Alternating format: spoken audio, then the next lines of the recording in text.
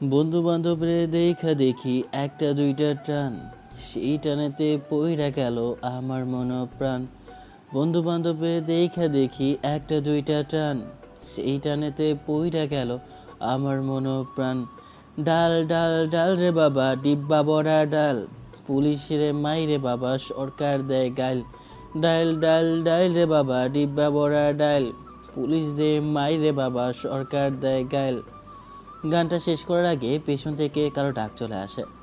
তখন পেছন ঘুরে তাকিয়ে দেখি, আরে শালার, এইটা তো আমার আন্ডাকালের বন্ধু রাহাত। তুই এত মনের সুখে গান গাইতেছিস, আসলে কারণটা একটু বলবি আমাকে?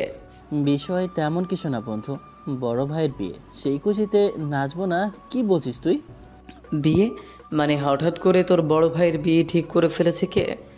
ওরে শালা বোকা চন্দ্রবিন্দু, তুই বুঝতে পারছিস না? আমার হিটলার বাবা অবশেষে আমার বড় ভাইয়ের বিয়ে ঠিক করেছে। তার পছন্দ অনুযায়ী তার এক বন্ধুর মেয়ের সাথে বিয়ে ঠিক করেছে। এর থেকে আর কি খুশি হতে পারে বল? খুশি তো হবে তোর বড় ভাই, তুই কেন খুশিতে লাফাচ্ছিস সেটাই তো বুঝতে পারছি না। আরে, বড় ভাই বিয়ে করলে বড় ভাইয়ের শালিগুলা কার হবে, বুঝতে পারছিস না তুই? ওরে শালার, তুমি তলে তলে এত দূরে গিয়েছ, আমি তো বুঝতেই পারিনি। শালা ভালো হয়ে যা, ভালো হয়ে যা, নালে কিন্তু তোর বিচির ওপর ঠাড়া পড়বে। ওই শালা, অভিশাপ দিবি না। অভিশাপ দিলে কিন্তু তোর খবর আছে। তোর শালা পাছে একটা লাথি মেরে এখান থেকে বাসায় পাঠাবো। ওরে বাবা, তোর যে সুপার পাওয়ার আছে তা তো জানতাম না বন্ধু। তাহলে তো এক কাজ করলেই হতো, তোর এই সুপার পাওয়ার দিয়ে আমার এক্সামের পরীক্ষার রেজাল্টটা নিয়ে আয়, তাহলে তো দুজনেরই ভালো হয়। তোর হস মন্দির পুত, একেবারে মাথায় একটা লাঠি মারবো, মাথাটা একেবারে মাটির সাথে মিশে যাবে শালা। আচ্ছা বন্ধু, তাহলে তুই এখন কোথায় যাচ্ছিস সেটা তো বললি না, সেই কথাই তো আগে শুনলাম না। ওই তো, আব্বু পাঠিয়েছে ভাইয়ের জন্য কিছু জামা কাপড় নেওয়ার জন্য, তাই ওইগুলো নিয়ে আসি। আর ভাইয়ার শেরওয়ানি পাঞ্জাবি, এগুলো ছিল সব আমার সাইজে, তাই আমি নিয়ে আসতে যাচ্ছিলাম। ভাই সত্যি করে বলতো, এখান থেকে কত টাকা মারবি তুই? মনে হচ্ছে এসব কথা বলে তুই আমাকে ভয় দেখাচ্ছিস। আরে শালা, আমি তো বাজারে টাকার কাছ থেকে শুরু করে সব টাকাই মারি। এখান থেকে না হয় 2 থেকে 5 হাজার টাকা মারলে কি আর হবে বল? বন্ধু, তোর মতো ডাকাত আছে বলে আজকে দুনিয়াটা এত নোংরা অবস্থায় বেঁচে আছে, না হলে কবে যে ভালো হয়ে যেত। তাই না? আমি শুধু আমার বাপের কিছু টাকা মারি, তার জন্য এত বড় কথা তুই আমাকে বলে দিয়েছিস? আর তুই যে প্রতিদিন বিলকিজের মায়ের পিছন পিছন ঘুরিস, এগুলো আমি দেখি না?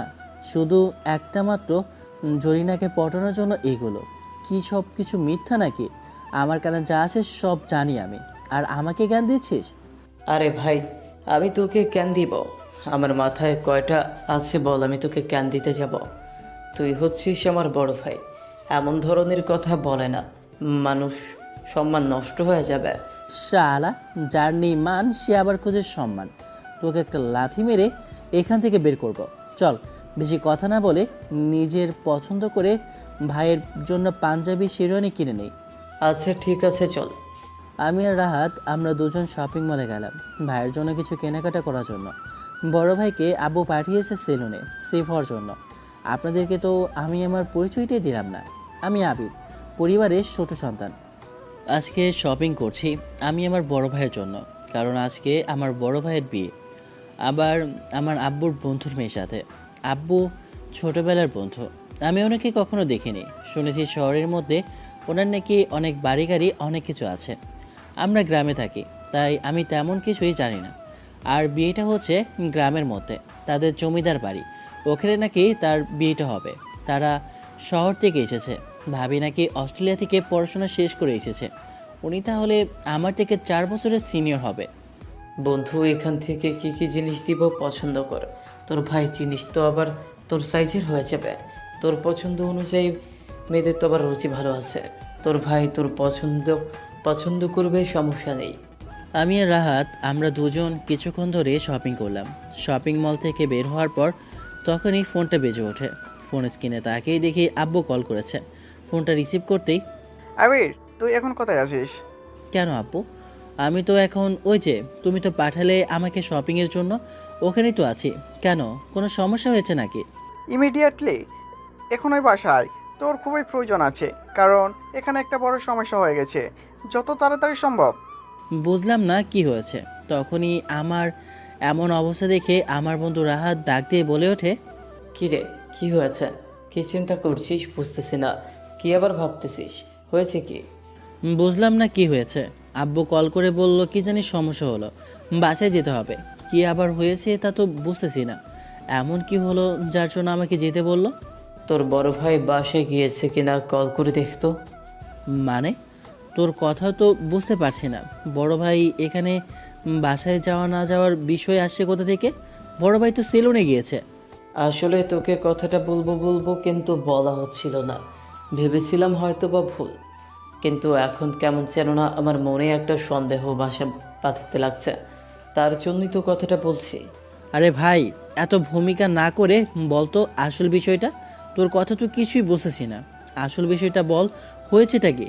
না বললে বুঝবে কি করে আমি?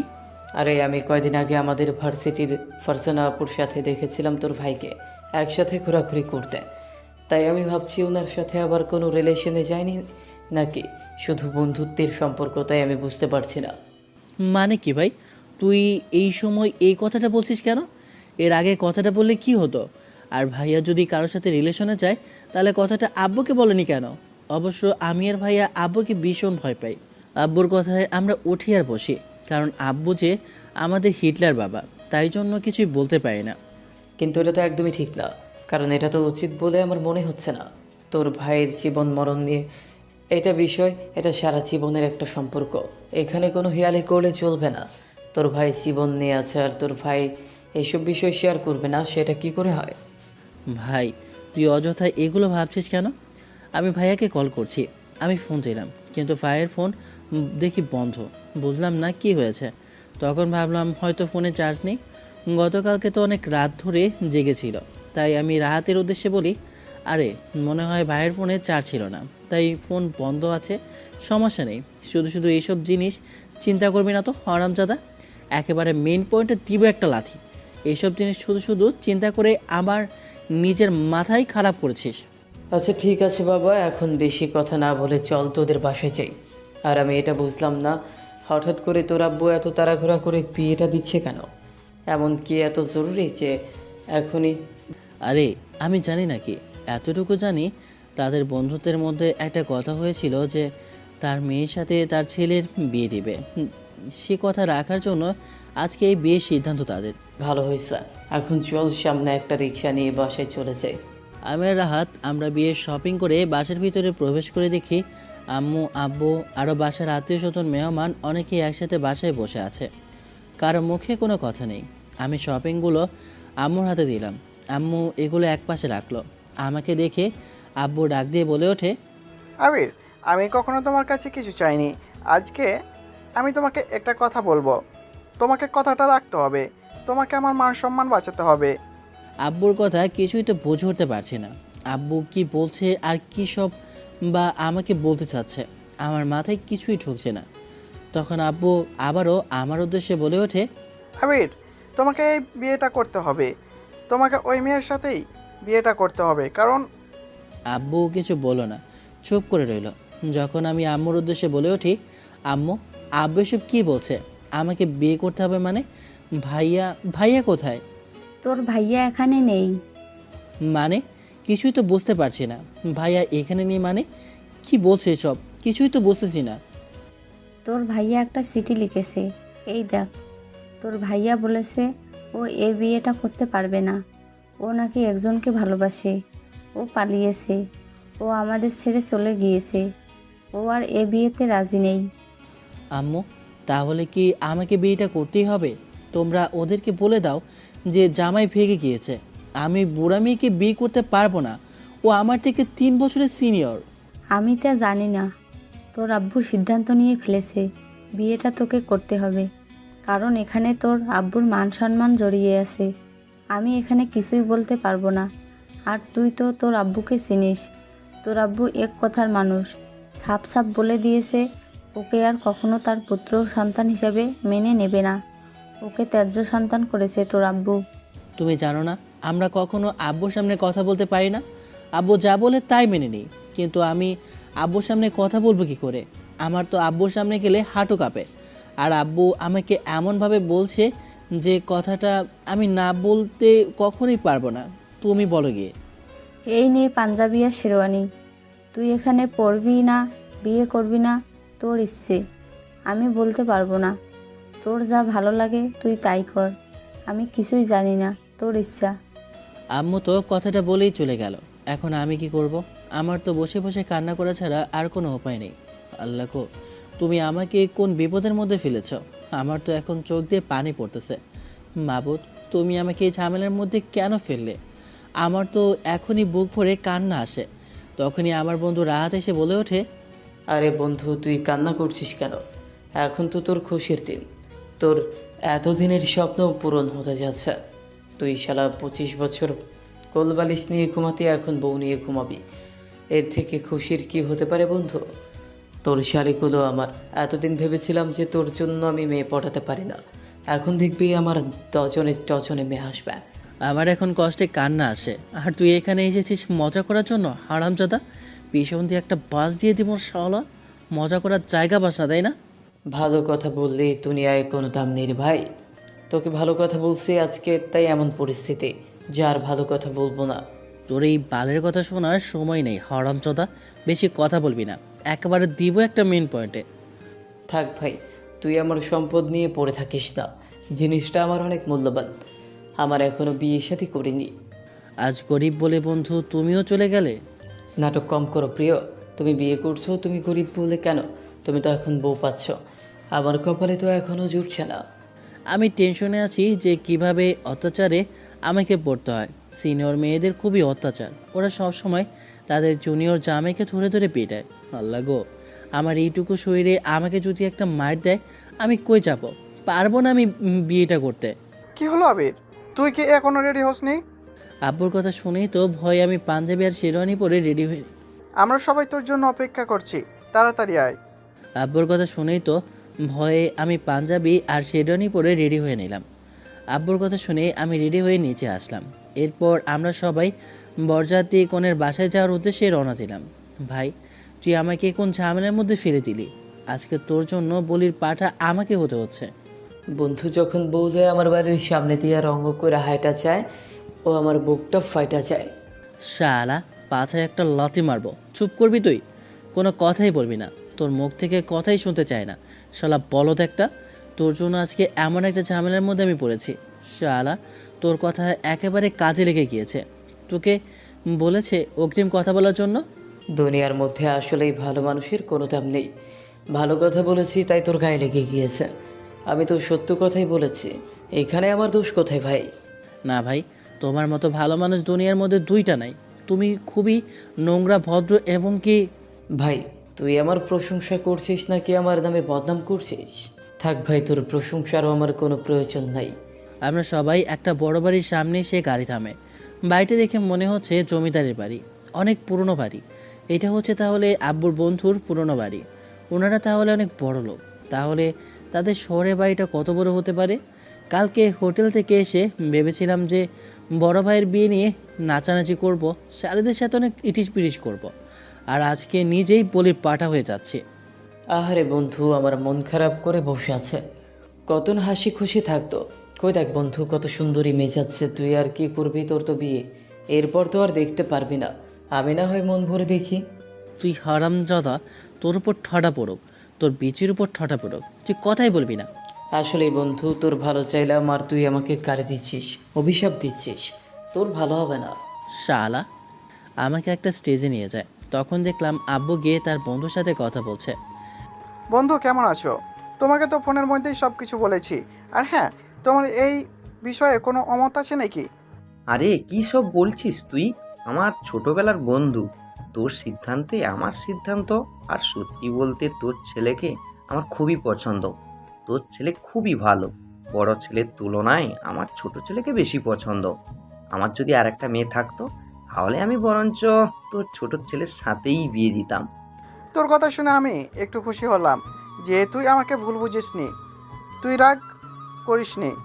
দূর বোকা, তোর এই এতদিনের পুরনো বন্ধুকে তুই এই চিনলি? না, বিষয়টা তেমন না। তুই এত কোটি টাকার মালিক হয়ে এত বড় লোক, তোর একটা মান সম্মান আছে।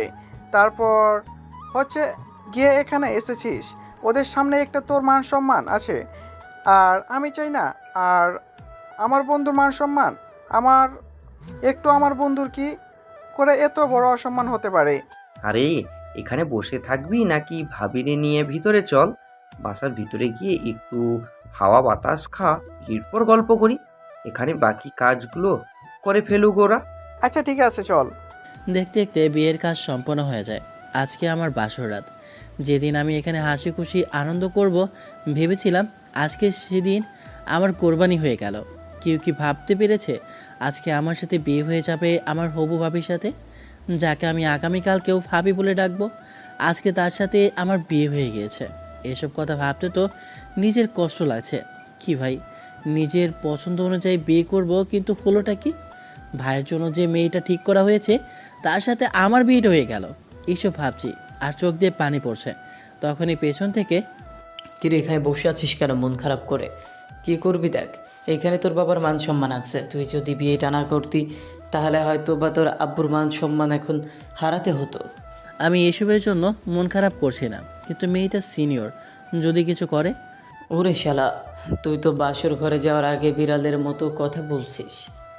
কিরে ভাই, পুরুষ মানুষ যদি মেয়েদেরকে ভয় পায় তাহলে কি করে হবে ভাই? এতে তুই খুশি হবি কয়জনের কপালে সিনিয়র মেয়ে জোটে?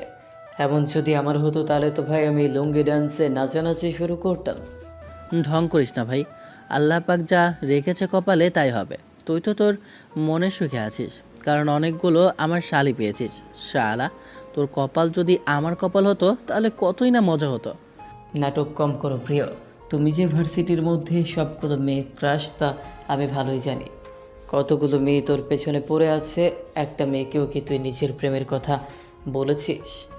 বরঞ্চ তোকে কেউ প্রেমের প্রস্তাব দিলে তুই ফিরিয়ে দিস, বলছিস বিয়ের পরে প্রেম করবি।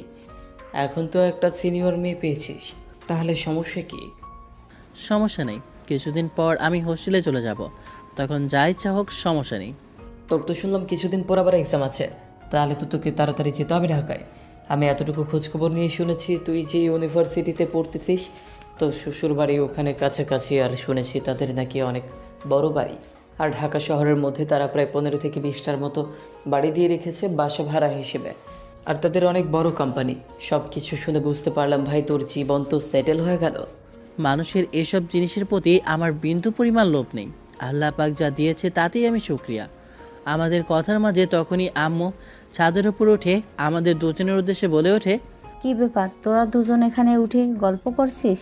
আর আবির, তোর কি কাণ্ড কারখানা বলতে কিছু নেই? কিছু না করার কি আছে? সব কিছু তো তুই করেছিস। কয়টা বাজে দেখতে পেয়েছিস? আর মেয়েটা সে কখন রুমের মধ্যে বসে আছে, তুই এখানে বসে আড্ডা দিচ্ছিস? আন্টি, আমার একটু অন্যায় নেই, আমার কোনো দোষ নেই, কারণ আমি কোনো অপরাধ করিনি। সবগুলো করেছে আবির। ও আমাকে ডেকে এখানে নিয়ে এসেছে, আমি তো আসতে চাইনি। সব দোষ ওর। ওকে ধরে আগে কেলানো শুরু করুন। আমি আবার কি করলাম যে তুমি আমাকে দোষ ধরছো? আমি তো কিছুই করিনি। উরি শালা, এখন দেখি তুই শালা পোল্টি মারলি। সমস্যা নেই, পরে তোকে দেখে নেব। এমন পোল্টি মারার ফল কিন্তু তোর ভালো হবে না। আরে শালা, আগে তো নিজে বাঁচ, তারপর না হয় অন্যের কথা বলবি। তখনই আম্মু আবারও রাগী গলায় আমার উদ্দেশ্যে বলে ওঠে, এখনও দাঁড়িয়ে আছিস? মেয়েটা সে কখন ওখানে বসে আছে, যা নিজের রুমে যা। আম্মুর কথা শুনে আমি আমার রুমে গেলাম, কিন্তু রুমের ভিতরে প্রবেশ করতে কেমন জানি না ভয় ভয় লাগছে। একটা মনের ভিতরে ভয় ঢুকে গেছে। আজকে নিজের রুমে ঢুকতে এত কেন ভয় লাগছে নিজেই বুঝতে পারছি না। অজানা একটা ভয় আমার মনের মধ্যে গ্রাস করছে। ভিতরে ঢোকার আগে বুকের ভিতর কেমন জানি না একটা শব্দ করতে লাগলো। এটা ভয় পেয়েছি তা দেখে বুঝতে পারছি, কি করব বুঝতেছি না। ভেতরে কি প্রবেশ করব নাকি বাইরেই থাকবো কিছুই বুঝতেছি না। তখনই আব্বু বলে ওঠে, আবির, এখানে দাঁড়িয়ে আছো কেন? তুমি যাও, ভিতরে যাও। এখানে দাঁড়িয়ে না থেকে তুমি ভিতরে প্রবেশ করো। আব্বুর কথা শুনে আমি ভেতরে প্রবেশ করলাম। ভেতরে প্রবেশ করে দেখি খাটের উপর একটা মেয়ে বসে আছে, বেনারসি সাজে। আমি পা টিপে টিপে ভেতরে প্রবেশ করতে মেয়েটা আমার পা ধরে সালাম করলো। তখন আমি মেয়েটার উদ্দেশ্যে বলে উঠি, আপনি আমাকে সালাম কেন করছেন? আর হ্যাঁ, আপনি আমাকে সালাম করার কোনো প্রয়োজন নেই। কেন প্রয়োজন নেই? আপনি তো আমার স্বামী। নিজের স্বামীকে বাসরাতে পা ধরে সালাম করা এটা তো প্রত্যেকটা মেয়ের কর্তব্য। মেয়েটা ঘোমটা উঠিয়ে মিষ্টি কথা বলা মাত্রই আমার যেন প্রাণ জুড়িয়ে গেল। মেয়েটার মুখটা দেখে আমি ক্রাশ খেলাম। এত সুন্দর মেয়ে কেউ কখনো হয় নাকি? এত সুন্দরী মেয়ে দেখে কেউ বলবে ও আমার সিনিয়র? ওকে দেখে তো যে কোনো ছেলে ক্রাশ খাবে। আমি তো প্রথমে ওকে দেখে 1 মিনিট হা হয়ে তাকিয়ে রইলাম। এরপর বলে উঠলাম, প্রয়োজন নেই, আমি আপনাকে স্ত্রী হিসাবে মানি না। কেন? তার কারণটা কি? আপনি আমাকে স্ত্রী হিসেবে মেনে নিতে পারেননি কেন? কারণ আপনি আমার থেকে সিনিয়র, আর আমি আপনাকে আমার স্ত্রী হিসেবে মানতে পারবো না। শুধু কথাটা বলেছি। এরপরে দেখলাম কোথা থেকে একটা ছুরি বের করে আমার গলায় ধরে বলে ওঠে, ভালোবেসে কথা বলেছি তাই কাজে লাগেনি না? এবার বল কি বলছিস? এই না না না, আমার ভুল হয়েছে, প্লিজ আমাকে ক্ষমা করে দিন। আবার আপনি বলছিস? তুই আমাকে তুমি করে বল, আর নীলা বলে ডাক, না হলে কিন্তু এখনই তোর খবর করে দেবো। গন্ডি মেয়েটা এমন অবস্থা দেখে আমার তো এখনই হাঁটু কাঁপা শুরু করলো। তাই আমি ভয়ে ভয়ে বলে উঠলাম, নীলা, আমাকে ক্ষমা করে দাও প্লিজ, আমি আর এসব কখনো বলবো না। এই তো ভালো ছেলে, এবার ভালো ছেলের মতো ঘুমিয়ে পড়ো। আমি বালিশটা নিয়ে নিচে ঘুমাবো। তখনই রাগী গলায় নীলা বলে ওঠে, তুমি নিচে কেন ঘুমাচ্ছ? তাহলে আমি কোথায় ঘুমাবো? তুমি তো উপরে ঘুমাবে, তাই আমি নিচে ঘুমাচ্ছি। না, আমি আর তুমি আমরা দুজনেই উপরে ঘুমাবো। কথা বলবে না কিন্তু, বলে দিলাম। আমাকে এক প্রকার জোর করে খাটের উপর শুয়ে দিল। সিনিয়র মেয়েগুলো এত অত্যাচারী হয় কেন বুঝি না। এমনি দেখতে অপরূপ সুন্দরী, কিন্তু অত্যাচারে মনে হয় আমি বাঁচবই না। তারপরে আমি শুয়ে রইলাম। আগামীকালকে আব্বুকে বলবো যে আমি ভার্সিটিতে যাব, কারণ আমার সামনে এক্সাম আছে। তখন মেয়েটা আমার এমন অবস্থা দেখে আমার উদ্দেশ্যে বলে ওঠে, আমি জানি তুমি আমাকে ইচ্ছে করে বিয়ে করোনি। তোমার ভাইয়ের সাথে আমার বিয়ে ঠিক হয়েছে, কিন্তু তুমি তোমার বাবার মান সম্মান বাঁচাতে গিয়ে আমাকে বিয়ে করেছো। কিন্তু তুমি আমার স্বামী, তাই তোমাকে আমার কথা শুনতে হবে, না হলে কিন্তু আমার থেকে খারাপ কেউ হবে না। আমি কি আর করব। আমি শুয়ে রইলাম। মাঝরাতে আমার বুকের ওপর ভারী কিছু অনুভব করতে লাগলাম। সকালবেলা ঘুম থেকে উঠে দেখি আমার হবু বউ আমার বুকের ওপর শুয়ে আছে। ঘুম ভাঙতে তখনই, তুই আমাকে এভাবে জড়িয়ে ধরে ঘুমানি কেন, লুচ্চা ছেলে একটা? কি বজ্জাতে একটা মেয়ে রে বাবা! আমি নাকি ওকে জড়িয়ে ধরে ঘুমিয়েছি, বরঞ্চ ও আমার মতো একটা নিষ্পাপ শিশুর ওপর অত্যাচার করছে। আমাকে জড়িয়ে ধরে ঘুমিয়ে রইল আর বলছে আমি নাকি ওকে জড়িয়ে ধরে ঘুমিয়েছিলাম। এত বড় একটা মিথ্যা কথা বলার আগে একটিবারও কি বুকটা কাঁপলো না? কি হয়েছে? এভাবে হ্যাপলাকান্তের মতো আমার দিকে তাকিয়ে রেখেছিস কেন? ভাবতেছি এত বড় একটা মিথ্যা কথা আপনি কিভাবে বললেন? আমি আপনাকে জড়িয়ে ধরেছি আর থাপ্পড় মেরেছেন আমার গালের মধ্যে। আমার তো এখনই গাল ব্যথা করছে। থাপ্পড়টা তার জন্য মারিনি। গতকালকে দেখলাম একটা মেয়ে তোমাকে মেসেজ করেছে, আর তার জন্য আমি ব্লক করে দিয়েছি। ফোনের দিকে তাকিয়ে দেখি আমার আইডির মধ্যে যতগুলো মেয়ে ছিল সবগুলো মেয়েকে ব্লক করে দিয়েছে নীলা। কি হয়েছে? এভাবে চোখ বড় করে তাকানোর কি আছে? ভালো করেছি তাই না? তুমি যেদিন তো যদি একবার কোনো মেয়ের সাথে কথা বলো বা কোনো মেয়ের সাথে তোমাকে দেখি, হাত পা ভেঙে বাসার মধ্যে বন্দি করে রেখে দেবো। বিয়ে করেছি মাত্র 1 দিন হলো, তার আগে এমন অত্যাচার! আরে এটা আমার ক্লাসমেট ছিল, শ্রাবণীকে ব্লক করে দিল। শ্রাবণী আমার ক্লাসমেট, আমাকে অনেক পড়াশোনার মধ্যে হেল্প করে। ওকে ব্লক করে দেওয়ার কারণটা কিছুই বুঝলাম না।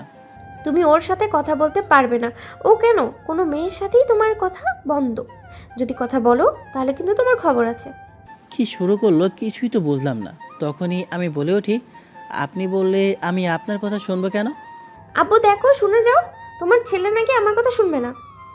আমার আব্বুকে ডাকতে লাগলো। আমি মুখটা চেপে ধরলাম। আমার হিটলার বাবা যদি একবার শুনতে পারে যে আমি কিছু করেছি, তাহলে তো হড্ডিগুডি সব ভেঙে বাসায় ফেলে রাখবে। যে ডেঞ্জারাস একটা বাবা আমার! প্লিজ দয়া করে মুখটা বন্ধ রাখুন। ঠিক আছে, যা বলবেন তাই শুনবো। তারপরে প্লিজ এভাবে সারের মতো রাখবেন না। এই কি বলি তুই? আমি ষাঁড়ের মতো ডাকছি মানে? দাঁড়া, তোর হচ্ছে। নীলা কথাটা বলে আমাকে একটা বাস দিয়ে মারার জন্য তেড়ে আসে। তখনই পা পিছলে নীলা আমার গায়ের উপর পড়ে যায়, একসাথে মিলে যায়। এভাবে আমরা কিছুক্ষণ রইলাম। তখনই দরজার শব্দ শুনে নীলা লজ্জায় দাঁড়িয়ে যায় আর দরজাটা খুলে দেয়। দেখি বাইরে আম্মা দাঁড়িয়ে আছে আর আমাদের উদ্দেশ্যে বলে ওঠে, আরে নিচে নাস্তা বানিয়ে রেখেছি, তোমাদের জন্য অপেক্ষা করছি, নিচে আসো। আমরা সবাই তোমাদের জন্য অপেক্ষা করছিলাম। আর আম্মু, তুমি কেন কষ্ট করতে গেলে? আমি আমি নিজেই তো বানাতাম। আচ্ছা, আমি আসতেছি, চলো আমার সাথে। কী রে নবাবজাদা, এখানে দাঁড়িয়ে আছিস কেন? তাড়াতাড়ি করে রেডি হয়ে নিচে আয়। তোর কি কাণ্ড কারখানা নেই? কয়টা বাজে? তাড়াতাড়ি নিচে আয়। না, এখন দেখি বাসার মধ্যে সব দোষ আমারই। যত দোষ নন্দঘোষ, আমারটা আর কারোর দোষই নাই। এখন দেখি এই মেয়েটা তাদের কাছে আপন হয়ে গেল, আমি তো তাদের কাছে কিছুই না। নাস্তা টেবিলে নাস্তা সুন্দর করে সাজাচ্ছি, তখনই দেখলাম আমার নায়ক মানে আমার জুনিয়র জামাই আসতেছে। ওকে দেখে তো গ্রাসি খেলাম। ওকে দেখে যেন আমার মনের ভিতরে অন্যরকম একটা ফিলিংস কাজ করতে লাগলো। মনে মনে ভেবেছিলাম আল্লাহ পাক আমাকে হাজব্যান্ড হিসেবে যাকে দিবেন আমি তাকে ছাড়া অন্য কাউকে আর ভালোবাসবো না। প্রথমত ভেবেছিলাম বিয়েটা মেনে নেব না, কারণ আব্বু বলেছিল তার বন্ধু ছেলের কথা। পরে তার বন্ধু নাকি বেঁকে গিয়েছে, খুশি হয়েছিলাম। কিন্তু পরে শুনলাম তার ছোট ছেলের সাথে আমার বিয়ে। পরে অবশ্য অনেক খারাপ লেগেছে, কিন্তু ওর ব্যবহার, ওর কথাবার্তা আমাকে ওর প্রতি দুর্বল করে দেয়। ওকে ভালোবাসতে আমাকে বাধ্য করে। আমি নিচে নেমে নাস্তার টেবিলে বসলাম। আমি নাস্তা করছি, তখনই দেখি কেউ পা দিয়ে আমার পায়ের সাথে খোঁচা মারছে। আমি চিৎকার করতেই আম্মু বলে ওঠে, কি রে, কি হলো? এভাবে ষাঁড়ের মতো চিৎকার মারলি কেন? কোনো কিছু হয়েছে নাকি? আম্মু, মনে হয় তোমার ছেলেকে বিড়াল কামড় দিয়েছে। কি বলছো? এখানে বিড়াল কোথা থেকে আসলো? আর কামড় দিয়েছে মানে? দেখি তো পাটা। তোর পাটা দিয়ে কোনো রক্ত বের হচ্ছে কিনা একটু দেখি তো। কথাটা বলে নীলা মিটমিট করে হাসতে লাগলো। ওই শয়তান মায়াটা সবসময় আমাকে পেরেশানির মধ্যে ফেলে দেয়, কি করব বুঝতেছি না। তখনই আম্মুকে বলে উঠি, আরে আম্মু, তেমন কিছু না, আসলে পানি খাবো, তাই হঠাৎ করে এভাবে চিৎকার করলাম। আবির, তুইও না এখনো ছোট বাচ্চাদের মতো রয়ে গিয়েছিস। হাত থেকে পানিটা নিয়ে খেলে তো হয়, বা নিজের বউকে বললে তো হয়। এখন তোর মা নেই, বউ আছে, বউকে বলবে যা লাগবে। এভাবে চিৎকার করা লাগে? আবির, খাওয়া দাওয়া করো। তুমি বিকেলে নীলাকে নিয়ে তাদের বাসায় চলে যাবে। কেন তাদের বাসায় যাওয়া লাগবে কেন? বিয়ে তো করেছি, তুমি যা বলেছো তাই করেছি, আবার তাদের বাসায় মানে?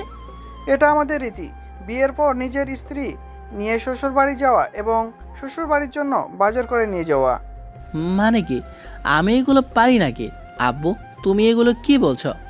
আরে, তোর মাকে যখন আমি বিয়ে করে নিয়ে আসি, তখন আমার শ্বশুর বাড়িতে মানে তোর নানার বাড়িতে যাওয়ার সময় আমি বড় একটা কাতলা মাছ নিয়ে যাই। সে মাছ দেখে তো পুরো বাড়ির মানুষেরা পুরো পাগলের মতো হয়ে গেছে। যত বড় মাছ আমি কোথায় পেয়েছি। পরে আর কি, তোর আম্মুকে সেই মাছটা কাটতে হয়। পরে কথা বলবে না। এত বড় মাছ আনার জন্য 2 মিনিট তোমাকে কানে ধরিয়ে বসিয়ে রেখেছিলাম। আমার হাত পুরো ব্যথা হয়ে গিয়েছে। আম্মু, আব্বুর এমন কথা শুনে আমি আর নীলা আমরা দুইজন মিটমিট করে হাসতেছি। আমাদের এমন অবস্থা দেখে আব্বু নিজে বলে ওঠে, তোমার কি একটু কাণ্ড কারখানা বলতে কিছু নেই? কি বলছো? নিজের ছেলে আর ছেলের বউয়ের সামনে এগুলো বলছো? আল্লাহ, আমি তো ভুলে গিয়েছি। কথাটা বলে লজ্জায় ওখান থেকে রুমে চলে যায়। রেডি হয়ে নীলামাকে নিয়ে তহিদ ওদের বাসায় যাবে। আমি ড্রাইভারকে বলে দিয়েছি তোদেরকে ওদের বাসায় পৌঁছে দিবে, সমস্যা নেই। কিন্তু আব্বু। এখানে কোনো কিন্তু শুনতে চাই না।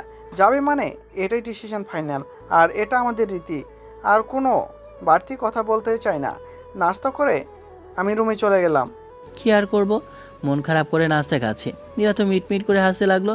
নীলা নাস্তা ছেড়ে বলে ওঠে, তুমি, আমি রেডি হচ্ছি, তুমি এসে রেডি হয়ে নিও নাস্তাটা সেরে। আল্লাহ পাক, তুমি আমার কপালে এমন একটা দরজার মেয়ে কীভাবে যে রাখলে তুমিই জানো। আমি নাস্তাটা সেরে ওপরে যাচ্ছি, তখনই দেখলাম নীলা ড্রেস চেঞ্জ করছে। ওয়াশরুম থেকে বের হয়ে আমি শাড়ি পরছিলাম, কিন্তু শাড়ির মাথা কিছুই বুঝি না। আমি শাড়ি পরতে জানি না, তাহলে কিভাবে শাড়িটা পরবো বুঝতেছি না। রুমের ভেতরে এসে দেখি নীলা শাড়ির কুচি ধরে রেখেছে, কীভাবে পরবে কিছুই বুঝতে পারছে না। ওর স্পষ্ট নাভিটা দেখা যাচ্ছে, ওর এই সুন্দর নাভির দিকে তাকিয়ে আছে। ওকে কী যে অপরূপ সুন্দর লাগছে বলে বোঝাতে পারবো না। চুলগুলো খোলা বাতাসে চুলগুলোর মুখের সামনে চলে আসিল। আমার যে ওই সময় কি একটা ফিলিংস মনের মধ্যে আসিল বলে বোঝাতে পারবো না। অবশ্য আমি শাড়ি পরাতে পারি। তখনই আমাকে ডাক দিয়ে বলে ওঠে, এদিকে একটু আসো তো। আমি তো লজ্জায় চোখ বন্ধ করে নিলাম। আমাকে ডাকা মাত্র আমি পেছন ঘুরে বলে উঠি, কি হলো? এভাবে পেছনে তাকিয়ে কেন? সামনে তাকাতে কি তোমার লজ্জা লাগছে? যা বলার ওখান থেকে বলো, এখানে আসার কোনো প্রয়োজন নেই। আবিদের এমন কাণ্ডে আমি মুচকি একটা হাসি দিলাম। আমার পিচ্চি জামাই তাহলে লজ্জাও পায়। যেখানে মেয়েরা লজ্জা পাবে সেখানে আমার জামাই লজ্জা পাচ্ছে। দেখার পরে বেশ জোরে বলে উঠি, আম্মু বলেছে তুমি নাকি অনেক সুন্দর করে শাড়ি পরিয়ে দিতে পারো। তুমি আমার শাড়িটা আমাকে পরিয়ে দাও। আমি পারবো না। তোমাকে কে বলেছে আমি শাড়ি পরাতে পারি? এটা একদম মিথ্যা কথা, আমি পারি না। আবির কথাটা বলতেই ওর কাছেই চলে গেলাম। এরপর ওর শাড়ির কলারটা চেপে ধরে রুমের ভেতরে ঢুকালাম। রুমের দরজা বন্ধ করে দিলাম। এরপর পরের দিকে এগোতে লাগলাম। আবির আস্তে আস্তে করে এক এক করে পেছাতে লাগলো। এরপর আমি ওর শার্টের কলারটা আবারও চেপে ধরে বলে উঠি, কেমন ডেঞ্জারাস মেয়ে রে বাবা। আমার যেন এখনই শরীর থেকে ঘাম ছুটতে লাগলো। এত চিকন ঘাম চলছে যে বলে বোঝাতে পারবো না। শরীরের মধ্যে কেমন জানি একটা অস্বস্তি অনুভূতি হতে লাগলো। নীলা আবার কাছে আসতে আসতে আবার একেবারে বুকের সাথে মিশে গেল। আমার বুক আর ওর উচ্চ পাহাড়টা একসাথে হয়ে গেল, যা হয় আর কি। আমার তো পুরো শরীরটা কাঁপাকাঁপি শুরু করলো। কি হলো আবার বল, করবি না নাকি? এই না না, কিছু করো না প্লিজ, আমি পরিয়ে দিচ্ছি। কথাটা বলে আমি ভয়ে নীলাকে শাড়ি পরিয়ে দিতে লাগলাম। আবির এতটা ভয় পেয়েছে যে ওর হাত কাঁপতে লাগলো। আমি তো এসব দেখে হাসছি মনে মনে। সুন্দর করে শাড়িটা পরানো শেষ, এখন কুচিটা ওর নাভির নিচে গুঁজে দিতে হবে। তাই আমি ভয়ে ওর হাতে দিয়ে বলি, এটা ওখানে গুঁজে দাও। ওখানে আবার কোথায়? আসলেই ভাই, আসলেই সিনিয়র মেয়েদের লজ্জা বলতে কিছুই নেই। আমার তো লজ্জায় মনে হয় এখনই জ্ঞান হারাবো। বারবার জিজ্ঞেস করছে কোথায়, বোঝে না নাকি নাকি না বোঝার ভান ধরে এসব বলছে। তখন আমি বলে উঠি, আরে আমার লজ্জা আছে বলতে পারবো না। হাতের শাড়িটা ওর হাতে তুলে দিয়ে আমি দৌড়ে ওখান থেকে একদম নিচে চলে আসলাম। ওর ওর নিচের নাভিটা দেখে কেমন জানি না অনুভূতি হতে লাগলো। তাই এক মুহূর্ত দাঁড়িয়ে থাকতে পারলাম না, চলে আসলাম নিচে। এসে একটু ঠান্ডা হলাম। আমার জামাই দেখি লজ্জা পাই, কি আর বলবো। এমন লজ্জাবতী জামাই আমার কপালে পড়েছে যে রোমান্টিক দুইটা কথা বলতেই পারে না। আমি বসে আছি, তখনই আম্মু এসে বলে ওঠে, শ্বশুর বাড়িতে যাবি, আর হ্যাঁ, নীলার খেয়াল রাখবে, ওর কোনো যেন সমস্যা না হয়। আম্মুর কথা শুনে আমি মাথা নাড়ালাম। তখনই আবারও আম্মু বলে ওঠে, মেয়েটা তোর থেকে বড় হলে কি হবে, ও এখনো বাচ্চা আছে। আর হ্যাঁ, তোর আব্বু আর আমরা কিছুদিনের জন্য কিন্তু তোর নানার বাড়িতে যাব। কি বলছো? আমি তো আবার আগামীকালকে চলে আসতে চাই, কারণ আমি ঢাকায় যাব। কেন তুমি ঢাকা যাবে কেন? তোমাকে তো বলেছি তুমি কিছুদিন তোমার বউয়ের সাথে একা থাকবে। তাহলে এখন যাবে কেন? আমার আর আম্মুর কথার মাঝে তখনই আব্বু নিচে নেমে বলে, আবির, হঠাৎ করে তুমি ঢাকা যাবে, তার কারণ কি? আব্বু তুমি তো জানো কিছুদিন পর আমার এক্সাম, তার জন্য আমাকে যেতে হবে। তাহলে তুমি নীলাকে নিয়ে একসাথে তোমার ঢাকায় যে শ্বশুর বাড়ি আছে ওখানে যাবে। তোদের ওখানে তুমি আজকে থেকে ওখান থেকে পড়াশোনা করবে। আর হয়তো তুমি একটা জিনিস ভালো জানো। আব্বার কথা শুনে আমি অবাক হয়ে আব্বুর দিকে তাকালাম। কি এমন জিনিস যা আমি চাই না? তখন আব্বু বলে ওঠে, তুমি যে ইউনিভার্সিটিতে বর্তমান পড়তেছো ওখানে কিন্তু আমাদের নীলামা ইংলিশ টিচার হিসাবে নিয়োগ নিয়েছে। তুমি কিন্তু আরেকটা বিষয় জানো না, যেখানে তুমি পড়তেছো ওই ভার্সিটির কিন্তু নীলার বাবার। মাথার তো হাত দেওয়ার মতো আমার অবস্থা। কারণ হচ্ছে যে আমি যাকে বিয়ে করেছি সে মানুষটাই নাকি আমার ভার্সিটির ম্যাডাম। এটা শোনার পর কলেজে তো দপদপ করে, এখনই শব্দ করে শুরু করেছে। আবার ভার্সিটিতে গেলে আমাকে পিটিয়ে কেলানি না দেয় আল্লাহ পাক ছাড়া আর কেউ জানে না। যাই হোক, তুমি যখনই ঢাকায় যাও অবশ্যই তাকে সাথে করে নিয়ে যাবে। আর হ্যাঁ, তুমি কিন্তু ওদের বাসায় থাকবে, ওদের বাসায় থেকে পড়াশোনাটা শেষ করবে। আর পরে না হয় তুমি বাড়িতে তোমার বউকে নিয়ে এসো। ভেবেছিলাম এই গন্ডি বইয়ের হাত থেকে বাঁচতে হলে আমাকে ঢাকা আর আমার হোস্টেলে গেলে শান্তি পাবো, কিন্তু সে আর উপায় হলো না। অত্যাচার তো সহ্য করতেই হবে। কি করবো ভাই, সিনিয়র মেয়ে কপালে জুটেছে, কথায় কথায় মায়ের আর ধমক। বাহ, আমার পিচ্চি জামাই তো অনেক সুন্দর করে শাড়ি পরতে পারে। তাহলে সব সময় ওর থেকেই শাড়ি পরিয়ে নিব। আমি শাড়িটা পরে নিচে নামছিলাম। আব্বু আম্মু নিজেদের রুমে চলে যায়। তখনই দেখলাম যে নিচে নামছে নীলা। আমি তো নীলার দিকে তাকাতেই হা করে রইলাম। নীলা যেন একটা পরীর মতো লাগছে, ওকে যেন একদম রাজকুমারীর মতো লাগছে। আমি ওর দিকে হা করে তাকিয়ে রইলাম। আমি তো আমার সিনিয়র বউকে এত সুন্দর করে কখনো দেখিনি। এত সুন্দর লাগছে যে বলে বোঝাতে পারবো না। যেন ক্রাশ খেয়ে গেলাম, মন ভরছে না, ওর দিকে তাকিয়ে রইলাম। নীলা আমার সামনে কখন যে এসে কথা বলছে বুঝতেই পারছি না। আরে এভাবে তুমি তাকিয়ে আছো কেন? ও হ্যালো, আমার তো লজ্জা করছে। বললে না তো শাড়িটা পরে কেমন লাগছে আমাকে? নীলার কথায় আমার ঘোর কাটে। এখনই আমি লজ্জায় মাথা নিচু করে মাথা চুলকে বলে উঠি, না না না, কিছু না, সমস্যা নেই। আরে বুদ্ধু ছেলে, আমি বলছি আমার শাড়িটা কেমন হয়েছে। আরে কি যে বলবো, মাথার মধ্যে দিয়ে ঢুকছে না। সেলার আমি তো মনে হয় আমার বউকে দেখে পাগল হয়ে গেলাম। তখন বলে উঠি, না, অনেক সুন্দর লাগছে। ওর এমন অবস্থা দেখে আমি মুচকি একটা হাসি দিলাম। এরপরে বলে উঠলাম, চলো গাড়িতে ওঠো। আমি পেছনে বসলাম। তখনই আমার উদ্দেশ্যে নীলা বলে ওঠে, আমি কি পিছনে বসে থাকবো নাকি?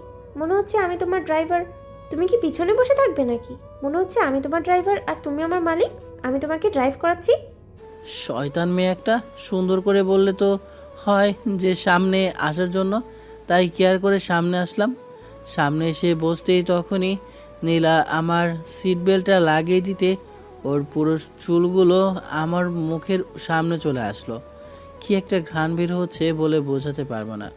বড়লোকের একমাত্র মেয়ে কি যে দামি দামি জিনিস ইউজ করে বলা যায় নাকি। এরপরও নীলার শরীর থেকে কি যেন একটা নেশা জাতীয় ঘ্রাণ আসে। এ নেশা শুধু একমাত্র পুরুষেরাই বুঝতে পারবে, তার স্ত্রীর কাছ থেকে।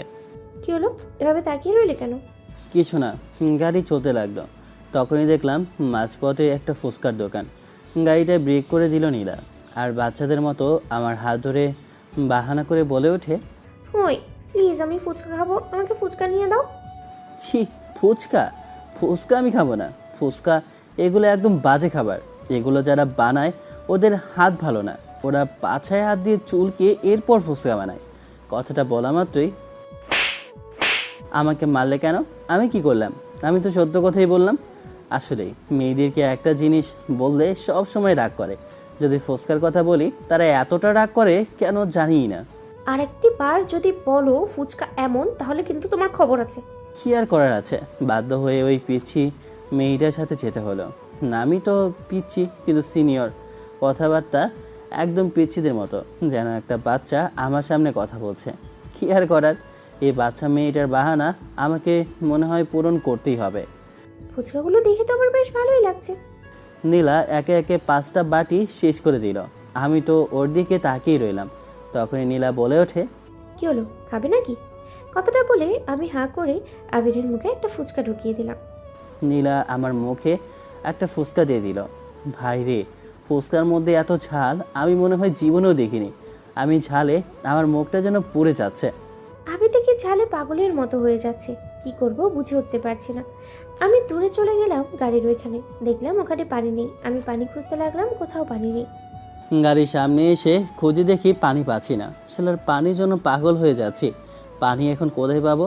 জানতাম না ঝাল এত পরিমাণ হতে পারে।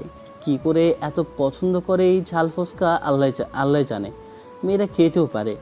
আমি তো পানির জন্য পাগল হচ্ছি। তখন নীলা আমাকে অবাক করে দিয়ে ওর ঠোঁটটা আমার ঠোঁটের সাথে একসাথে করে দেয়। এরপরে প্রায় দীর্ঘ 5 মিনিট পর ছেড়ে দিয়ে বলে ওঠে, কি এখন কি তোমার জ্বালা আছে? এখন তো মিষ্টি দিয়ে দিয়েছি। 1 মিনিটের জন্য আমি যেন হারিয়ে গিয়েছি কোনো এক অজানা দেশে। আমি কল্পনাও করতে পারিনি আমার সাথে এমন কিছু একটা হয়ে যাবে। আমার সত্যি ঝাল বলতে এখন কিছুই নেই। আমি ফুচকাওয়ালাকে টাকা দিব, তখনই নীলা ব্যাগ থেকে টাকা বের করে ফুচকাওয়ালাকে দেয়। মামা বলে 1000 টাকা ভাঙতি নেই। সমস্যা নেই মামা, আপনাকে ওই ভাঙতি টাকা দেওয়া লাগবে না। আপনি আপনার বকশিস হিসেবে রেখে দেন, সমস্যা নেই। কি বলে মেয়েটা? একবারে 700 টাকা সব একবারে বকশিস দিয়ে দিল। আল্লাহ, আমি আর আমার রাহাত, আমার 2 বন্ধু যদি একসাথে হই, দুইজনের পকেট থেকে মনে হয় শালা 10 টাকায় বের হতে কাঁদাকাদি বের হয়ে যায়। আসলে বড়লোক বাবার বড়লোক মেয়েরা যে কি করে এরাই ভালো জানে। এগুলো আমাদের বোঝার ক্ষমতা আছে নাকি? আরে তাকিয়ে রইলে কেন, গাড়িতে ওঠো। দেখতে দেখতে প্রায় 2 ঘন্টার মধ্যে আমরা সেই পুরনো বাড়িতে এসে পৌঁছালাম। এটা নাকি তাদের পুরনো জমিদার বাড়ি। বাড়ির ভেতরটা আসলে অনেক সুন্দর। তারা এখনও যায়নি, ঢাকায় যাবে কিছুদিন পর। নীলার বাবা মা এখানেই আছে। আমরা গাড়ি থেকে নামতেই নীলার বাবা আমাদের কাছে দৌড়ে আসে, এসে বলে ওঠে, আরে মা, জামাইকে নিয়ে আসতে কোনো কষ্ট হয়নি তো? কোনো অসুবিধা হয়েছে তোদের? গাড়িটা ছোট মনে হয়, আমাকে বলতে আমি গাড়িটা পাঠিয়ে দিতাম। না বউ, কোনো সমস্যা হয়নি। চলো ভিতরে চলো, তোমার জামাই তো ঘেমে গিয়েছে, ওকে ভিতরে নিয়ে যেতে হবে। আরে হ্যাঁ হ্যাঁ, আবির বাবা চলো ভিতরে আসো, ভিতরে এসে একটু বসো। আমাকে নীলা একটা রুমের মধ্যে নিয়ে যায়, মনে হচ্ছে এটা তার রুম। এখানে হয়তো বা মাঝে মধ্যে নীলা আসে বেড়ানোর জন্য। গ্রামের বাড়ি। নীলা ছোটো থেকে মানুষ হয়েছে শহরে, এরপর লন্ডনে পড়াশোনা শেষ করে এসেছে। আরে নীলা, আমাদের দুলাভাই তো কি অনেক কিউট। আমাদের এই দুলাভাইটাকে কিভাবে জোটালি রে বল না। আমরাও দেখি একটু দুলাভাইয়ের সাথে কথা বলি। তখনই দেখলাম নীলার অনেকগুলো সিনিয়র বান্ধবী আমাকে এসে ঘিরে ফেললো। ওরা সবাই মিলে এসে আমার সাথে কথা বলছে। তখনই দেখলাম একপাশে নীলা হিংসায় জ্বলতে লাগলো। আরে দুলাভাই কেমন আছেন? আপনি তো দেখতে হেব্বি কিউট। আপনার কি কোনো বন্ধু আছে? আসলে কি বলবো, যদি একটু পরে হতো তাহলে তো আমি আপনাকে পেতাম। জুনিয়র হলে কি হয়েছে, আপনি কিন্তু হেব্বি কিউট। আরে তেমন কোনো বিষয় না, আপনারা একটু বেশি প্রশংসা করছেন আমার। আরে আমি শুনেছি আপনি নাকি ঢাকা ইউনিভার্সিটিতে পড়াশোনা করেন। আরে ওখান থেকে কিন্তু আমরা পড়াশোনা শেষ করে এসেছি। আমাদের এখন মাঝে মধ্যে যাওয়া হয়, তাহলে তো আপনার সাথে দেখা করাই হবে। সমস্যা নেই, আসবেন। আমি আপনাদেরকে অবশ্যই মেহমানদারি করাবো, এটা তো আমার কর্তব্য। কিছুদিন আগে যদি হতো তাহলে হয়তো বা এই কিউটের ডিব্বা দুলাভাইটা আমাদের জামাত হতো। কি বলিস তোরা? আমার তো রাগে শরীরটা ফেটে যাচ্ছে। জীবনে মনে হয় ছেলে দেখিনি। আমার জামাইকে নিয়ে ওরা পড়ে আছে, কেন বুঝলাম না। তখনই রাগে সুরে ওদের কাছে গিয়ে বলে উঠি, তখন নীলা বলে উঠলো, এই তোরা এখন এখান থেকে যা তো, ও এখন অনেক জার্নি করে এসেছে, ও এখন কিছুক্ষণ বিশ্রাম নেবে। বিরক্ত করিস না, এখান থেকে যা। কি রে দোস্ত, তুই দেখি আমাদেরকে তাড়িয়ে দিচ্ছিস। হিংসা লাগছে নাকি? তোর জামাইকে আমরা নিয়ে যাব, তার জন্য হিংসা লাগলে বলতে পারিস, আর ভালো না লাগলে আমাদেরকে দিয়ে দে। এই যাবি তোরা? না হলে তুই সবগুলো চুল টেনে না এখনই ছেড়ে ফেলবো, যা এখান থেকে। আমরা তো এখন চলে যাচ্ছি, কিন্তু অবশ্যই দুলাভাইকে পরে সাথে করে নিয়ে যাব। এখন আমাদেরকে তাড়িয়ে কি হবে? দুলাভাইকে তো আমরা নিয়ে ছাড়বো। আমি তো নীলার এমন কাণ্ড কারখানা দেখে মুচকি মুচকি হাসতে লাগলাম। তখনই দেখলাম নীলা রুমে এসে দরজা বন্ধ করে দেয়। নীলার চোখ দুটো কেমন জানি না রাগে লাল হয়ে আছে, মুখটা এতটা লাল হয়ে আছে যেন একদম টমেটোর মতো লাগছে। তখন নীলা আমার কাছে এসে, কি রে, তোর খুব মজা করতে ভালো লাগে না, তাই না? মেয়েদের সাথে ইটিস ফিটিস করতে বেশ ভালোই লাগে। ওদের সাথে কি মিষ্টি সুরে কথা বলছিলি? এসব কিছু আমি দেখিনি না। আমি আবার কি করলাম? ওরা নিজেরাই তো আসছে কথা বলার জন্য, আর তুমি তো ওদের সাথে আমার পরিচয় করে দিলে। আমি কি করেছি? তুমি তো কিছুই জানো না, একেবারে দুধের তুলসী পাতা না। তুমি কি কিছু করতে পারো? তুমি তো একেবারে নাদান একটা ছেলে। শুধু শুধু আমার গালে একটা থাপ্পড় মারলো। আসলে মেয়েদের মন বুঝতে এত কঠিন তা কবিরাই এমনি এমনি বলেনি। নীলামা, আবিরকে নিয়ে নিচে আয়, তোদের জন্য খাবার রেডি করেছি, সবাই নিচে আয়, খাওয়া দাওয়া করে এরপর ঘুমিয়ে পড়িস, রাত হয়েছে অনেক। নীলার বাবার কথা শুনে আমি আর নীলা আমরা দুজনে নিচে গেলাম। নিচে গিয়ে দেখি বাবা মনে হয় শ্বশুরবাড়ি এটাকে বলে পছন্দের যত খাবার আছে সবগুলো সাজিয়ে রেখেছে। মনে হয় 15 থেকে 20 রকমের খাবার সাজিয়ে রেখেছে আমার সামনে। এত খাবার কিভাবে খাবো আমি? আরে বাবা, তোমরা এখানকার এই ছেলেরা কিছুই খেতে পারো না। আগে তোমার বাবাকে জিজ্ঞেস করো, আমি আর তোমার বাবা আমরা আগে কোথায় কি খেতাম। তোমরা কিছুই জানো না। এমন খাবার তো আমাদের জন্য কোনো বিষয়ই ছিল না। আস্তে আস্তে খেয়ে থাকো, দেখবে সব খেতে পারবেই।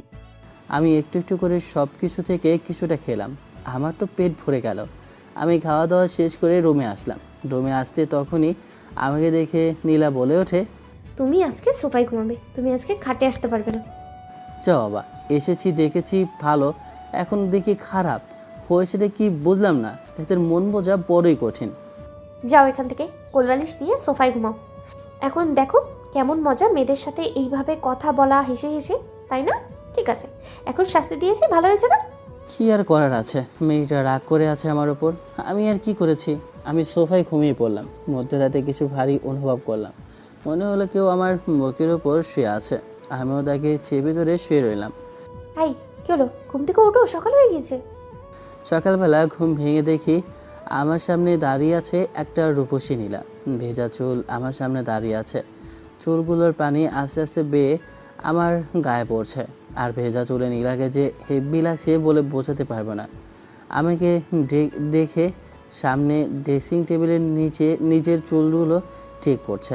আমি যেন মনে হচ্ছে পিছন থেকে নীলাকে জড়িয়ে ধরি, কিন্তু অজানা কিছু শক্তি আমাকে বাধা দিচ্ছে। তাই ঘুম থেকে উঠে ফ্রেশ হয়ে নিলাম।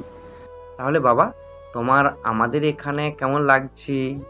আসলে আমাদের গ্রামটা অনেক বড়, তুমি ঘুরে দেখতে পারো।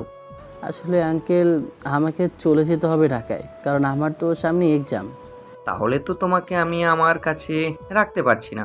ভেবেছিলাম তোমরা কিছুদিন আমার কাছে থাকবে, এখন বলছো তুমি চলে যাবে। নীলামা, তুই তাহলে ওদের ভার্সিটির সামনে আমাদের যে বাড়িটা, ওখানে আবিরকে সাথে নিয়ে থাকবি। এই নে ওই বাড়িটার চাবিটা।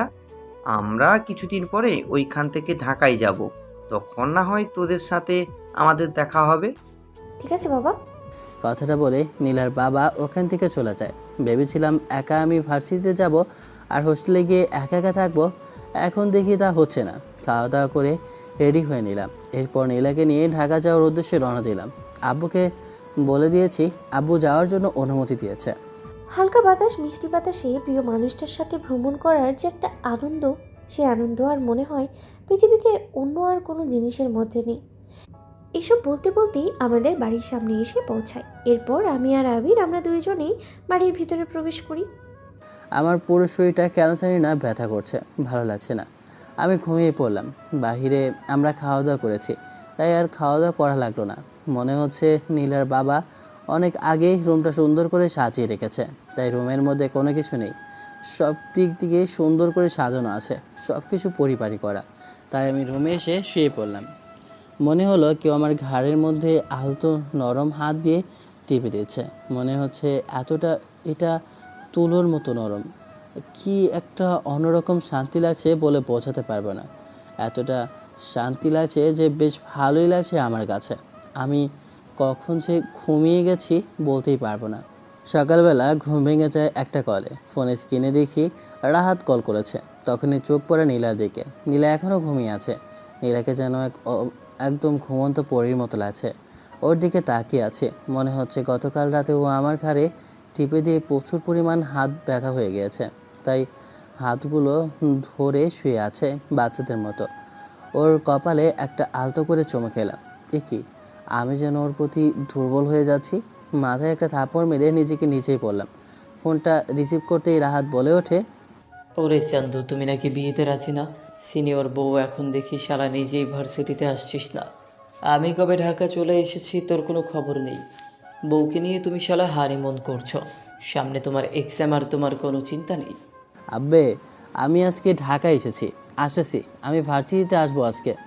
আরে শ্রাবণী তো তোকে না দেখে পাগল হয়ে গিয়েছে। কি বলবো, ও শুধু তোর কথাই বলছে।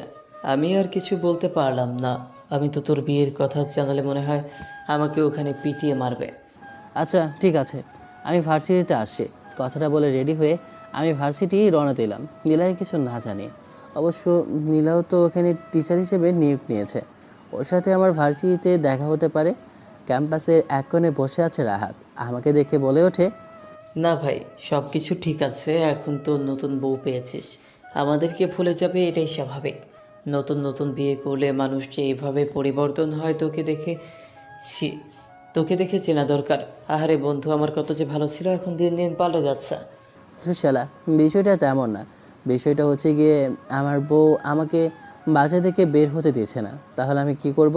আর সব থেকে বড় কথা, তোকে একবার বলেছে সিনিয়র মেয়ে বিয়ে করলে শুধু সারাদিন মার খেতে হয়। আমাকে শুধু মারের উপর রেখেছে ভাই। আরে বন্ধু, প্যারা নিচ্ছিস কেন? এমন জীবন কয়েকজনের হয়, ভালোবাসার রোমান্টিক মার খাওয়ার। তোর তো শালা শুক্রিয়া করা দরকার। তুই এমন একটা বউয়ের কাছে মার খাচ্ছিস, সেটা তো সিনিয়র। এর থেকে খুশির কি হতে পারে? না রে বন্ধু, এটা আমার খুশি না, এটা আমার পাশা দিয়ে যাচ্ছে। তুই শালা বুঝবি না, মস্কারি করবি জানি আমি। শালা তোর কাছে কিছু বলতেই নেই, শালা শুধু মস্কারি শুরু করে। আমাদের কথার মাঝখানে তখনই হঠাৎ করে কোথা থেকে শ্রাবণী চলে আসে। আমাকে দেখে শ্রাবণী বলে ওঠে, আমি তোমার সাথে কথা বলবো না আবির। তুমি কিন্তু আমার মনে অনেক কষ্ট দিয়েছো। তোমার সাথে একদমই কথা বলবো না। শ্রাবণী আমাদের ক্লাসমেট, আর শ্রাবণী আমাদের ভার্সিটিরও সব থেকে সুন্দরী মেয়ে। তখন শ্রাবণীর উদ্দেশ্যে বলে উঠি, আসলে শ্রাবণী, আমি একদম সরি। গ্রামে যাওয়ার পর আমার ফোনটা বন্ধ হয়ে যায়। এরপর ফোনটা আমার আর অন করা হয়নি, তার জন্য সমস্যা হয়ে গেছে। আর বিয়ে তো, তাই ঝামেলা হয়ে গিয়েছিল। তোমাকে কতবার বলেছিলাম তোমার বড় ভাইয়ের বিয়েতে আমাকে নিয়ে যাও, তুমি নিয়ে গেলে না। এটা কিন্তু একদমই ঠিক হয়নি। আমি তোমাকে কতবার বলেছি নিয়ে যাওয়ার জন্য, এটা কি ঠিক হয়েছে বলো? আরে সরি বাবা, আসলে আমার আব্বু আম্মু তারা মেয়ে ফ্রেন্ড খুবই কম পছন্দ করে, তার জন্য। তাতে কি হয়েছে? তুমি আমাকে তোমার নিজের বউ হিসেবে পরিচয় করে দিতে, তাহলেই তো অনেক ভালো হতো। কথাটা বলে আমি হাসতে লাগলাম।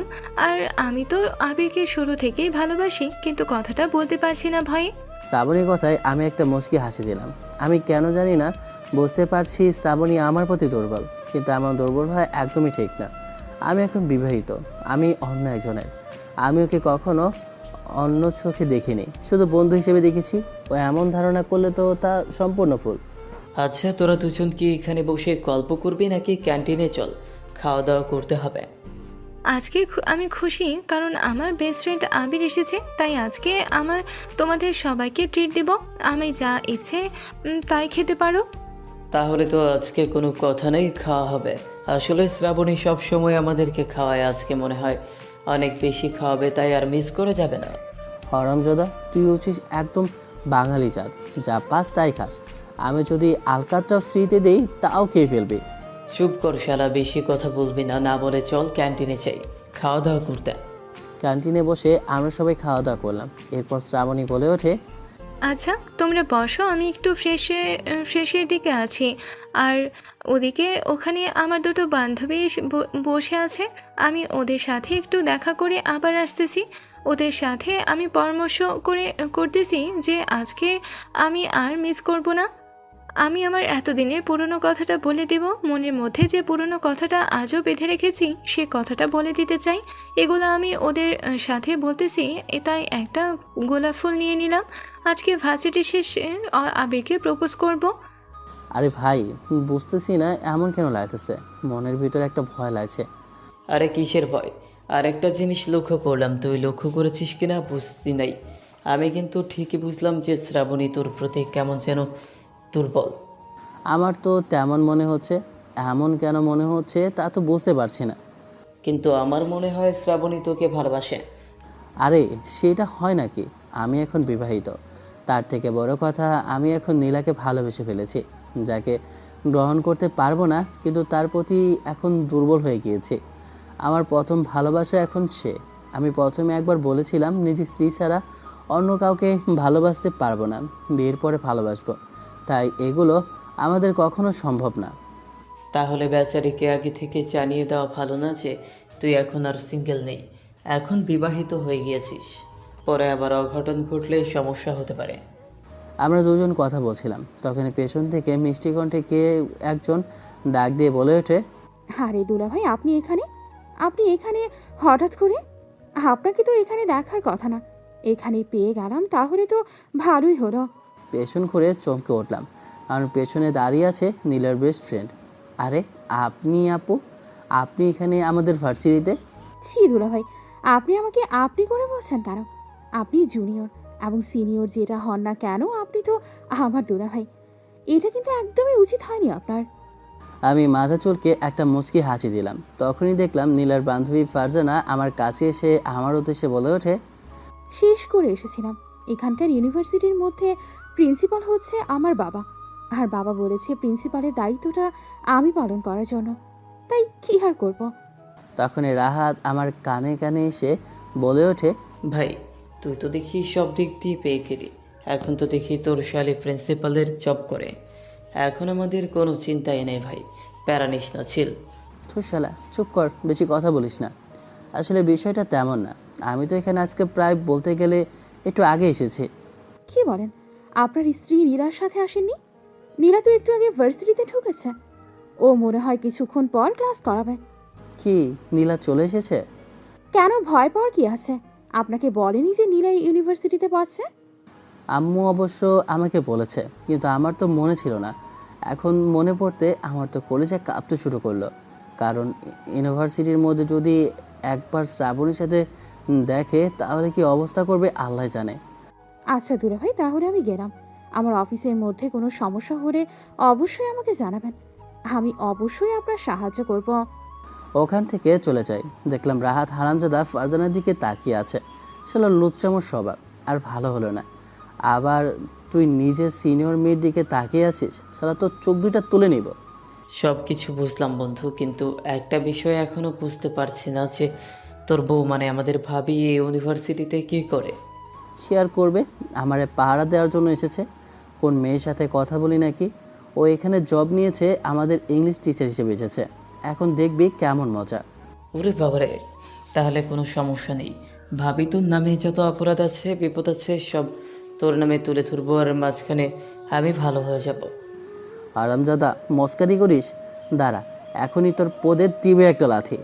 ধুর হারামজাদা, আমি ওখানে থাকলে তো দিলাম একটা দৌড়, এক দৌড়ে ক্লাসে চলে আসলাম। আমি আর রাহাত আমরা দুজন ক্লাসে প্রবেশ করলাম। আমি ক্লাসে বসতে আমার পাশে শ্রাবণ এসে বসলো। আমরা বসে রইলাম। কিছুক্ষণ পর ক্লাসের ভিতর একটা মেয়ে শাড়ি পরে ভিতরে প্রবেশ করছে। নীলার দিকে তাকাতে আমি যেন ক্রাশ খেলাম।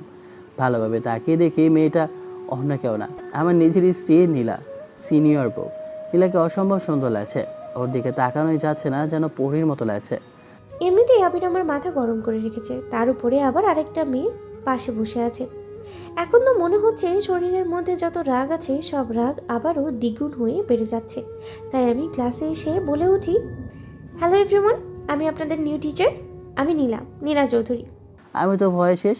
আমার এমন অবস্থা দেখে শ্রাবণী আমার উদ্দেশ্যে বলে ওঠে, আবির, তোমার আবার কি হলো? এভাবে বসে আছো কেন? তুমি মনে হয় আমাদের নতুন ম্যাডামকে দেখে অনেক ভয় পেয়েছো। আরে মেয়েটা তো কিছুই চায় না, যদি জানে নিজেই তো হার্ট অ্যাটাক করবে। আমি তো ভয়ে আছি, আমি জানি। আরে ভাই, বেঁচে আছি এটাই অনেক। ছেলে, তুমি দাঁড়াও, মেয়েদের সাথে এভাবে কথা বলছো কেন? তোমরা কি এই জন্যই এসো ক্লাসের মধ্যে, মেয়েদের সাথে কথা বলার জন্য? কান ধরে ওঠো। নীলা আমার দিকে চোখ বড় বড় করে তাকিয়ে হাত দিয়ে কথাটা বলল। আমি তো ভয় শেষ। আশেপাশে যত স্টুডেন্ট আছে সবাই আমার দিকে তাকিয়ে আছে। আমার উপর কেউ কথা বলে না, আমার সাথে কেউ এমন মিসবিহেভ করে না, কিন্তু আজকে এমন নতুন টিচারের মুখে আমার নামে এমন কথা শুনে সবাই হতবাক হয়ে আমার দিকে তাকিয়ে আছে। তখন শ্রাবণী বলে ওঠে, ম্যাডাম, আপনি কিন্তু জানেন না এই ক্লাসের মধ্যে টপার কিন্তু আবির, আর আপনি কিন্তু ওকে কিছু বলছেন। ও কথা বলেনি, বরঞ্চ আমি বলেছি। মেয়ে, তুমি কিসের এত কথা বলো? তোমাকে কি আমি কথা বলতে বলেছি? তুমি চুপ করো। তোমাকে বলছি, কান ধরে এখনই ক্লাস থেকে বের হয়ে যাও। আর যদি কোনো মেয়ের সাথে তোমাকে দেখি একসাথে বসতে, তাহলে তোমাকে আমি এই ক্লাস না। ম্যাডাম, আপনারা অনেক বেশি করে ফেলছেন, আর আমি আপনাকে দেখে নিব আপনি কি করে এখানে জব করেন। হঠাৎ করে নীলার ওপর রেগেছে শ্রাবণী। যাও বাবা, আমি যদি এভাবে দুটো বিয়ে করি তাহলে তো আমার কোনো প্যারাই নেই। দুইটাই ঝগড়া করবে, মাঝখানে শুয়ে শুয়ে আমি শাহজাহানের মতো আঙ্গুর খাবো, আর হচ্ছে গিয়ে ওদের ঝগড়া দেখবো। এই পিচ্চিবিটার কত বড় সাহস, ও আমাকে এমন হুমকি দেয়। ও জানে আমি কে? ও এখনও আমাকে না চেনে এইসব বলছে। ওর কোনো ধারণা আছে আমি কি করতে পারি? আবির, তোকে আমি দেখে নেব, কুত্তা কথাকার। কী আর করার আছে। আমি ভার্সিটি থেকে বের হয়ে ক্যাম্পাসের একপাশে বসে আছি। তখন শ্রাবণী আমার কাছে আসে, আমার হাত ধরে বলে ওঠে, আমার জন্য হয়তোবা তোমাকে কথা শুনতে হলো। না ঠিক আছে, সমস্যা নেই, এতে আমার কোনো প্রবলেম নেই। আমি তোমাকে একটা কথাই বলতে চাই, এখন না, ক্লাস শেষ হওয়ার পরে বলবো। আমি আর ক্লাস করলাম না। ক্যাম্পাসে আমি হাঁটাহাঁটি করে সময়টা কাটালাম, কারণ ফোনে মেসেজ দিয়ে নীলা বলেছে ক্লাস শেষে তার জন্য অপেক্ষা করতে। না হলে বলেছে আমার একদিন, না হলে ওর কয়দিন লাগে। তখনই দেখলাম শ্রাবণী আমার কাছে আসে, আমার হাত ধরে আমার উদ্দেশ্যে বলে ওঠে, আবির, আমি তোমাকে একটা কথা বলতে চাই। গোলাপ ফুলটা সামনে নিয়ে আমি আবিরের উদ্দেশ্যে বলে উঠি, আবির, আমি তোমাকে ভালোবাসি, আই লাভ ইউ। আমি তোমাকে ছাড়া আর কখনো অন্য কোনো ছেলেকে ভালোবাসিনি। তুমি প্রথম আমার ভালোবাসা। তোমাকে প্রথম দেখায় ভালোবেসে ফেলেছি আমি। তুমি আমার ভালোবাসায় গ্রহণ করবে না সেই ভয়ে প্রথমে বন্ধুত্ব করেছি। ভেবেছিলাম সম্পর্কটা যেন নষ্ট না হয়, কিন্তু না, আমি আর থাকতে পারলাম না তোমাকে ছাড়া। নিজের ভালোবাসার কথাটা তোমাকে বলেই দিলাম। আমি চাই না তুমি অন্য কারো হয়ে যাও। আমাকে জড়িয়ে ধরে, আর এর মধ্যে কোথা থেকে যে নীলা চলে আসে আমি নিজেও জানি না। ওই সময় মেয়েটা আবিরকে জড়িয়ে ধরেছে। এটা দেখার পর আমার শরীরের মধ্যে যেন 400 ভোল্টের একটা ঝটকা লাগলো। আমি দৌড়ে গিয়ে মেয়েটাকে আবিরের কাছ থেকে ছাড়িয়ে ঠাস ঠাস করে ও মেয়েটাকে চড় লাগাই। এই মেয়ে, তোর সাহস কি করে হয় আবিরকে জড়িয়ে ধরার? তুই কে? আবিরকে জড়িয়ে ধরবি? তোর সাহস কি করে হয়? ভার্সিটির ক্যাম্পাসের মধ্যে যত মানুষ আছে সবাই জড়ো হয়ে যায়। সবাই খারাপ চোখে দেখছে শ্রাবণীকে।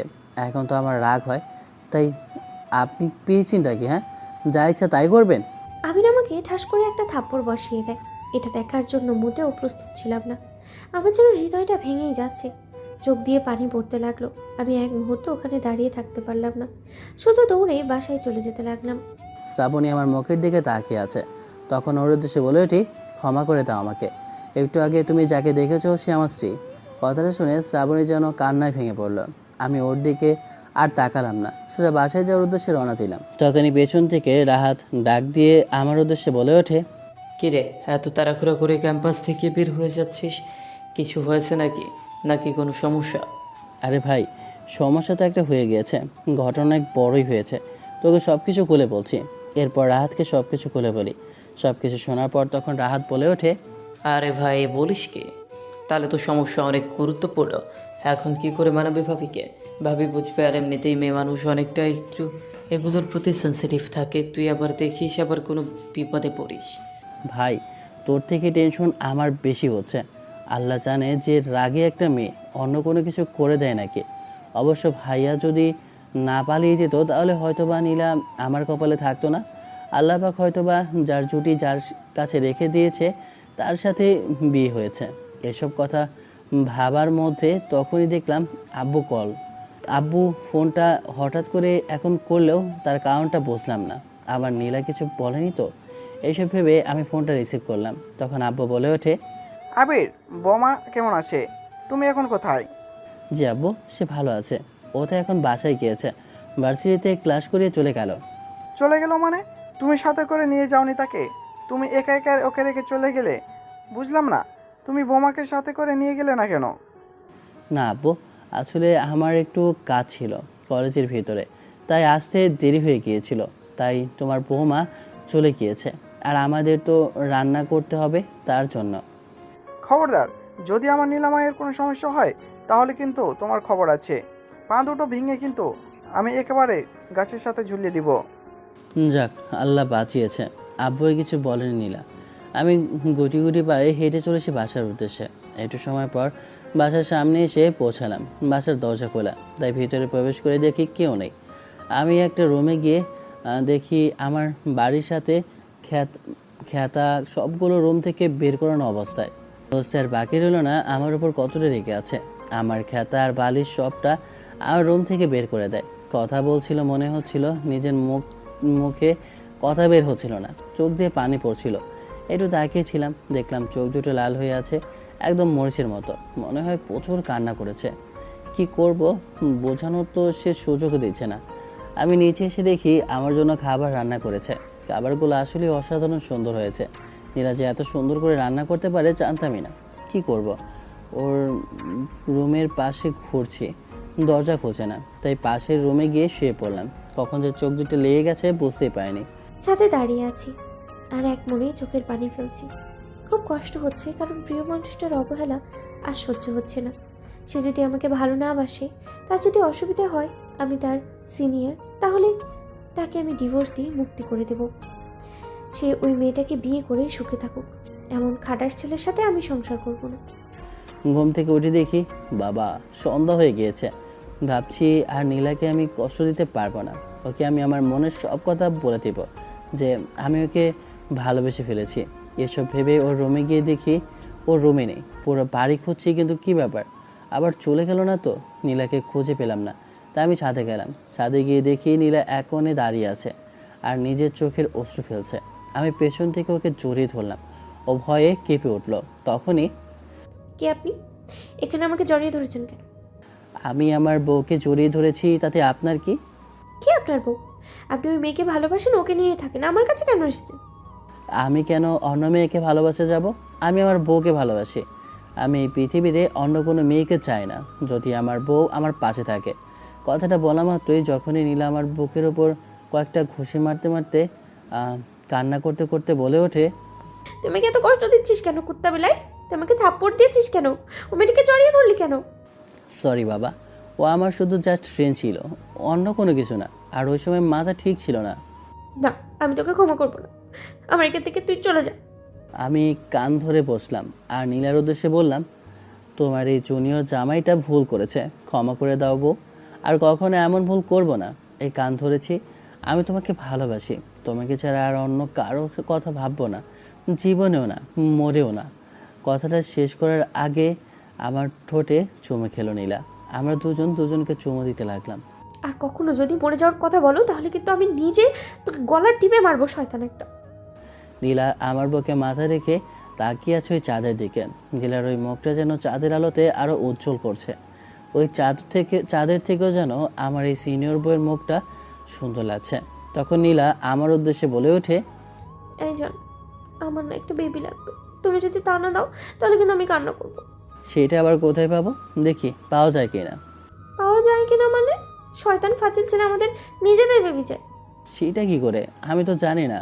আমি কি করে জানবো? আমি তো নিজেই পেয়েছি। নিজেই তো কদিন পরে পিচ্চির বাবা হবে, আজ আবার নিজেকে পিচ্চি বলে দাবি করছিস, তাই না? তাহলে আমি কি করব? আমি তো ছোট মানুষ, কিছুই পাই না। ঠিক আছে, আমি তোমাকে শিখিয়ে দিচ্ছি। কথাটা বলে আমি আবিরকে বললাম, আমাকে কোলে তোলো। কি আর করার, মহারানীকে কোলে নিয়ে আমি রুমে নিয়ে গেলাম। রুমে নেওয়ার পর নীলা আমার শার্টের গলাটা চেপে ধরে আমার কাছে ওকে নিয়ে গেল। আমি ওর গায়ের উপর পড়ে গেলাম। এইসব কি করছো? একটা ছোট জুনিয়র ছেলের উপর অত্যাচার করতে তোমার লজ্জা লাগে না? আজকে দেখবো তুমি আমার হাত থেকে কিভাবে বাঁচো। কথাটা বলে ওর ঠোঁটটা নিজের ঠোঁটের মধ্যে দখল করে নিলাম। আমরা তো দুজন হারিয়ে গেলাম অন্য এক অজানা শহরে, যেটা শুধু ইতিহাস ছাড়া অন্য কিছু বলা যাবে না। গল্পটা কেমন হলো কমেন্ট করে জানাবেন। আর গল্পটা এখানে শেষ করলাম। ধন্যবাদ, টাটা, বাই বাই।